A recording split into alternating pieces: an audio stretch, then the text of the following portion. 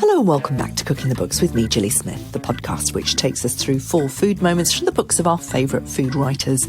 It's about all of life through the prism of food. And this week I'm with private chef Jane Hodson, food writer Lucas Holweg, and probably the most influential of social media food influencers, the photographer Clerkenwell Boy. And we're discussing These Delicious Things, a charity cookbook featuring recipes and childhood food memories from the likes of Nigella Lawson, Jamie Oliver and Stanley Tucci, which is a must on your Christmas present list this year. She describes cooking as chasing the memories of her grandmother, chasing home, chasing her face, chasing her smell. And you talked earlier about people using food as a sort of emblem of their identity, and that's very much what this story is about.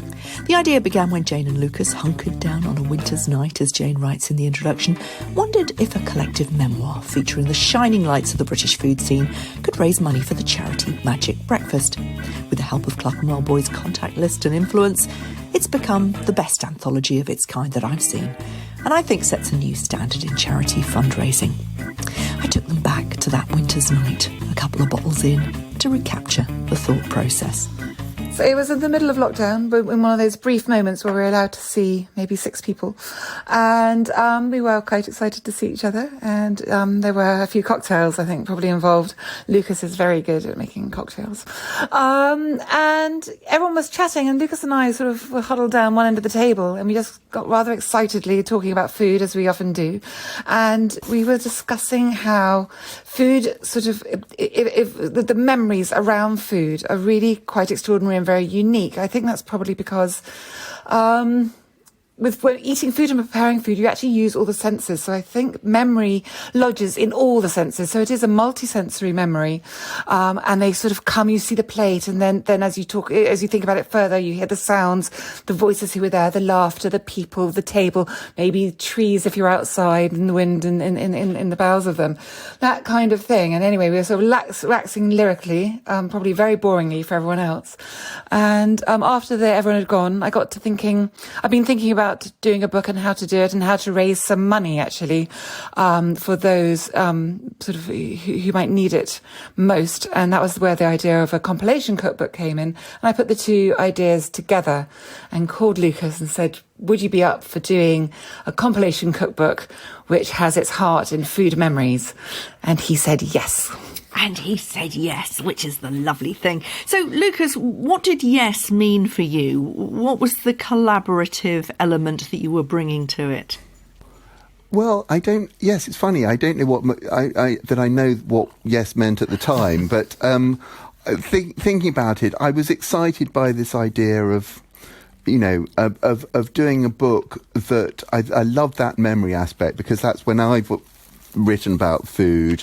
That's a big thing for me, and but I also think it was an opportunity to get some nice writing about food together, as well as just a recipe book, and that was exciting. And I think clearly there are some amazing sort of food writers out there who write really beautifully and evocatively, and bring themselves into what they do, but actually these sorts of compilations rarely do that. So it was a wonderful opportunity to sort of bring the thing that is really exciting about food writing, bring together voices from different people, really, and that's what drew me into the idea. And also it was a lovely thing to do for a good cause during lockdown, or when as cooks we didn't have a huge amount to do, perhaps. Well, it's interesting, isn't it, that the fact that you're talking about food memory, and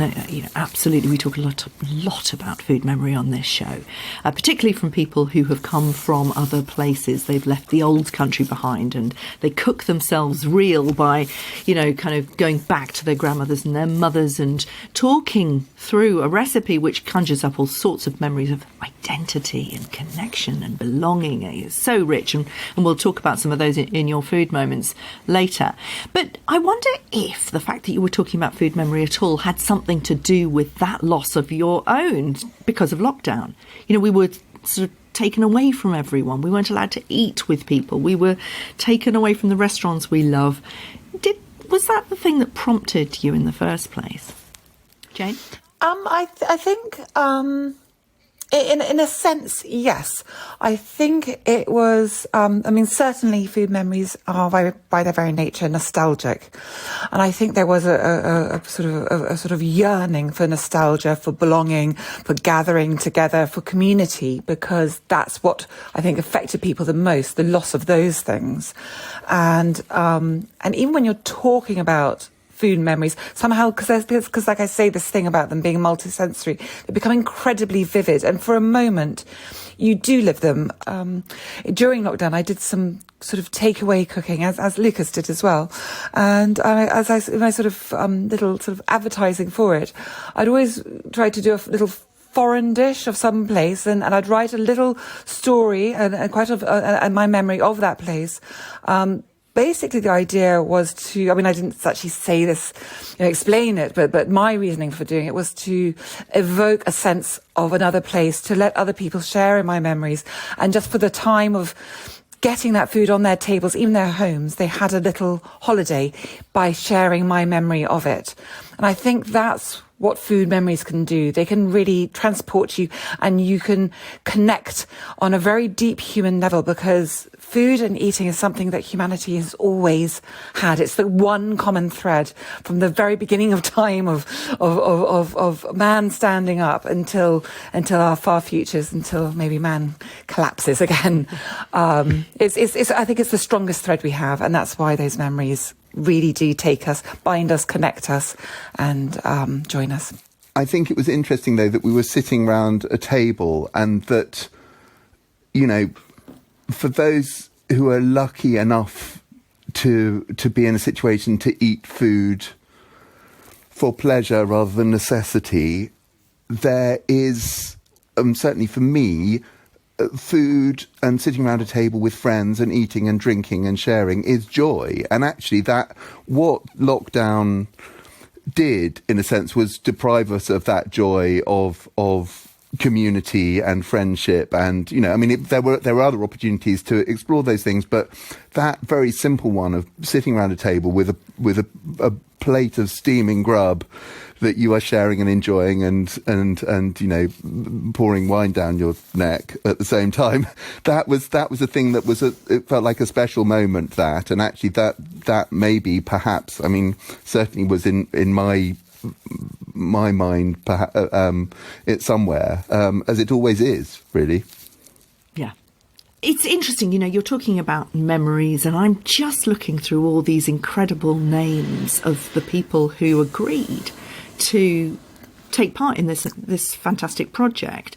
And each of those names, there are so many of them, but even if I just say their names, they conjure up memories for me, and for presumably for all the listeners, and with it kind of gives this extraordinary sort of sweeping history of what's happening in British food. If I were just to say, just to pick a few, Nigella, Jeremy Lee, the Hendersons, Margot and Fergus, Gil Mellor, Andy Oliver, Rick Stein, Melissa Hemsley, Ravinder Bogle, Sally Clark.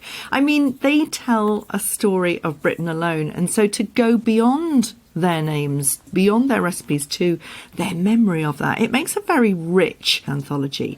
Did it just evolve naturally when you were talking to them about their recipe and asked them for a memory, or did you kind of have to, coach it out of them? And how did you do that? Who talked to these people? Interestingly, each of us probably approached about a third of the people. And, there were some people, I think those who felt more confident about writing wrote it straight off, and it was sort of pretty perfect. Others needed interviewing. But everyone got the idea, I think, about this, that we didn't just want a sort of a recipe intro. We wanted them to tell a story, and something quite personal and actually quite revealing about themselves, wouldn't you say, Jane? Absolutely. I think seeing that they were childhood food memories, it's sort of the time where it's sort of time before you put on the masks, which you then go out to face the world. So they're very intimate and they are very authentic by their very nature of being their younger selves. And I think, it's fascinating and very heartwarming quite often to have these little vignettes of, I suppose, childhood memoir by so many different people in one collection. Well, exactly. And, I do get quite a lot of these books through, and they're very often just recipes and a line or two, which doesn't make for a great book. Whereas this does. I mean, let's go through some of the food moments that you've chosen from the many, many recipes and memories. The Lemon Granita by Anna Del Conte. Jane, this is one of yours. Why did you choose this one? Simply because it's just I thought it was just so incredibly charming. She tells a story, but part of it is when it snowed, where she lived in Italy, they would run to the top of the house. There was an attic there where it seems that this was the realm of just the children. It's almost like the secret attic. It's as if the adults didn't go there. I think children are very adept at creating their own private universes wherever they are. I know I certainly had them. People have dens and what have you. And this was very much a place that seemed very quiet. It was theirs, but also had little windows out onto the roof. And when it snowed, her and her brother would grab tall glasses from the kitchen, squeeze lots of fresh, lots of very fresh, delicious, sweet and tangy Italian lemons, squeeze them straight into the glass, mix in probably way too much sugar, run up. You can always hear their little shoes clattering on wooden floorboards as they run up to the roof, open these little windows, grab fistfuls of snow, cram them into their glasses, run back to the kitchen, pour more lemon juice on top and more sugar, and then and gulp them down. And what I loved about this is this obviously isn't my food memory, but I felt that I was there. I totally felt what it was like to be a child, to be one of those children, amongst them, that childlike joy, anticipation, excitement that the weather had brought the snow, and with it these delicious drinks that they could only get themselves and only get at that particular time of year. It is absolutely gorgeous.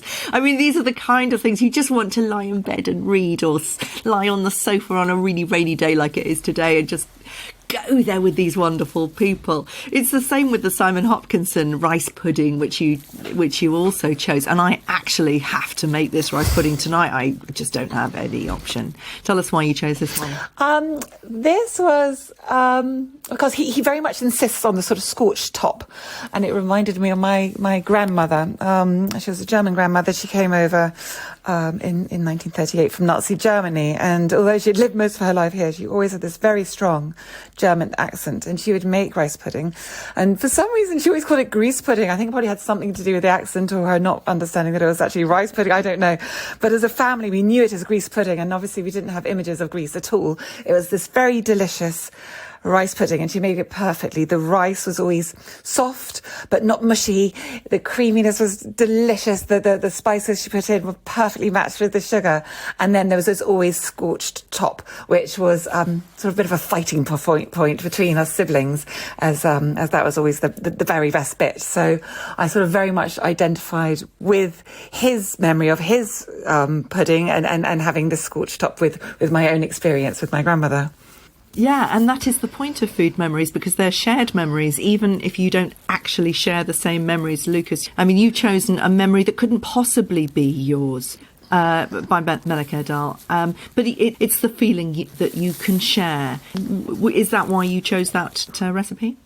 Absolutely, it is. I mean, I think reading this for the first time, it touched me. It's very beautiful, and it's written a bit almost like a poem, actually. The food is emblematic of something far beyond the dish itself, and it's about how this dish conjures up for her the places that she left behind as a small child, and above all, her grandmother. It conjures up the contours of her grandmother's face, and the memories of their life together. And the name of the dish, which I'll try and pronounce, though I will no doubt get it wrong, is Yedemir Gökbakir, and it means iron earth, copper sky, which is a bit like being stuck between a rock and a hard place. And they've come from Turkey to Britain, and she's given the dish this name because it expresses the feeling of being caught between the new life and the old, the things and people she has left behind. And she describes cooking as chasing the memories of her grandmother, chasing home, chasing her face, chasing her smell. And you talked earlier about people using food as a sort of emblem of their identity, and that's very much what this story is about. It's about a sense of identity that is retained somehow despite leaving a home far away, and the people that one loves. And it gives us an opportunity to emotionally experience something that we don't know, but yet we can connect. And that is the power of food, but it's the superpower of a food memory. Your fourth food moment, or your second food moment, and the final food moment, Lucas, is Risotto Milanese by Barney Horton. Of all of them, I mean, because both of you had the opportunity to pick from lots and lots and lots of recipes. Why this one? The pieces that I liked most in the book, personally, were the most the ones that were lyrical. And I think that lyricism and food memory are a sort of natural match. They're a natural pairing.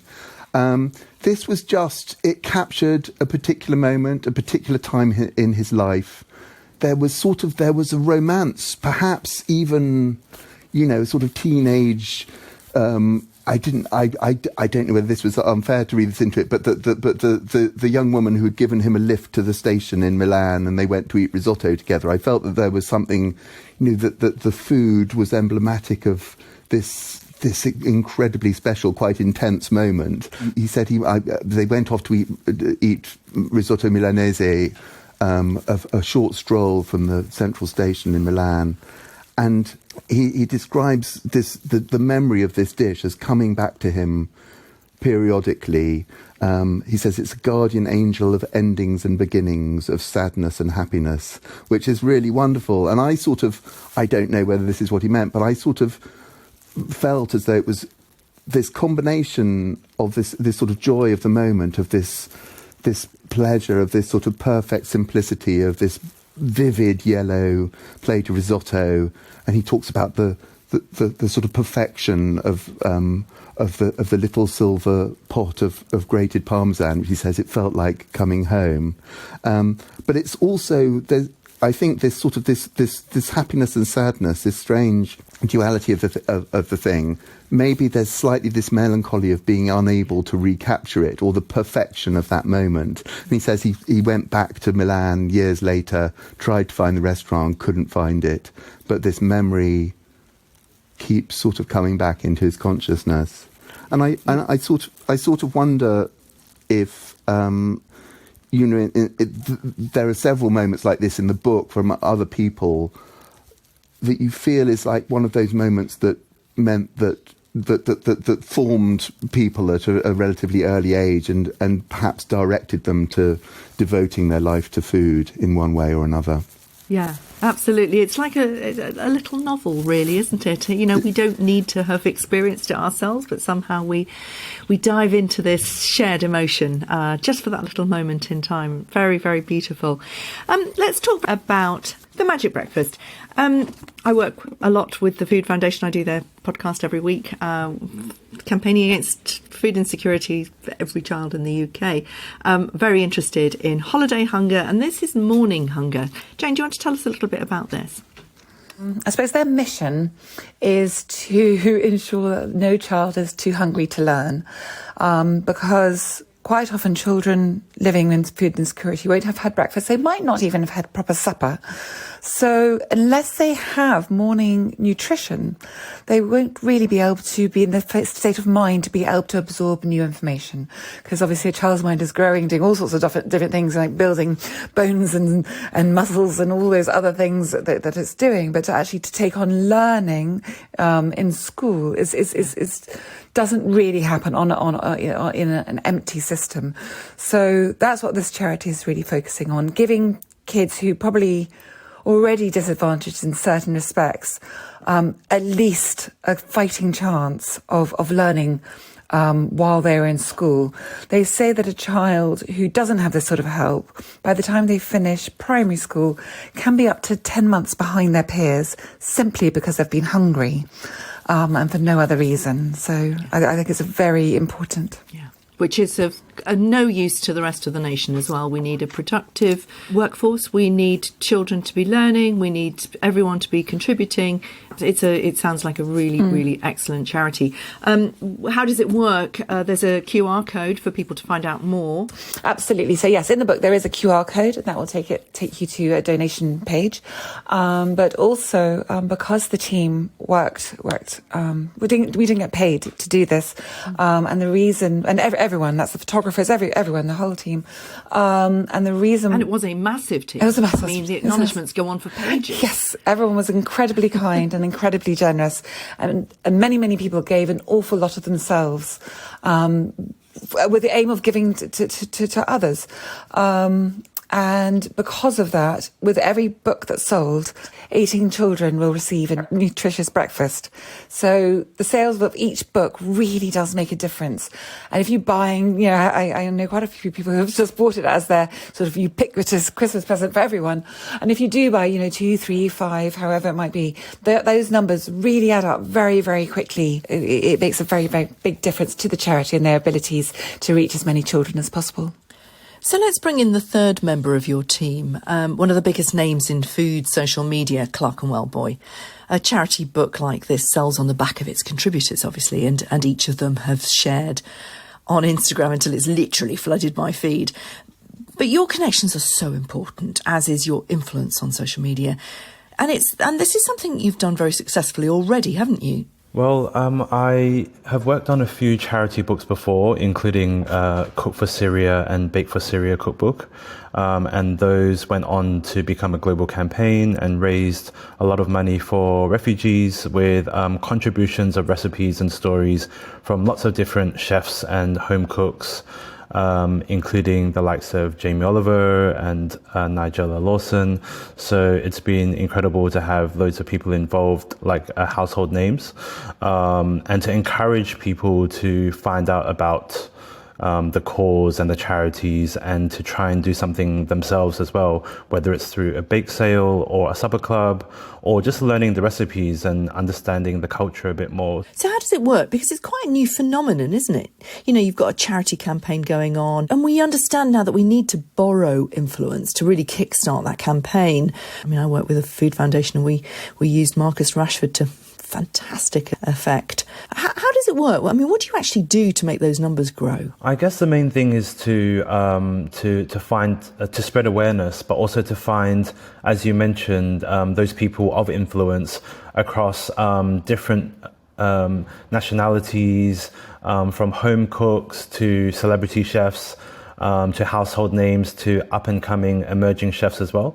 So we try to have a great cross-section of contributors from different backgrounds, from different cultures, and different ages as well, I would say. And it's really fascinating to see, the combined and unified love of food and all the different types of memories that people have around their childhood and memories of food, and what led them into a career in food. So I think apart from just being a cookbook, it's also a very lovely storybook as well that people can share. And of course, it's not just a great gift for your family and your friends and your loved ones, but also you're gifting, meals to hungry children before they go to school.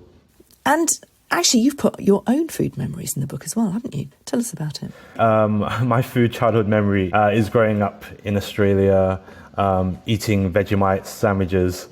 And so Pretty basic, but that's basically my favorite food. I still eat Vegemite on toast, or if I can get it. Otherwise, it's Marmite on toast these days in the UK. But yeah, growing up in Australia, I love Vegemite. Love that memory of just waiting to be picked up by my parents. So the childcare centre that we were playing at would offer Vegemite sandwiches. So actually, a few years ago, I was working with a lovely Middle Eastern restaurant called Shook, and they produce these amazing babkas, and they offer them for delivery as well. So normally they're quite sweet, sour cherry and pistachio, or date molasses and pomegranate, for example.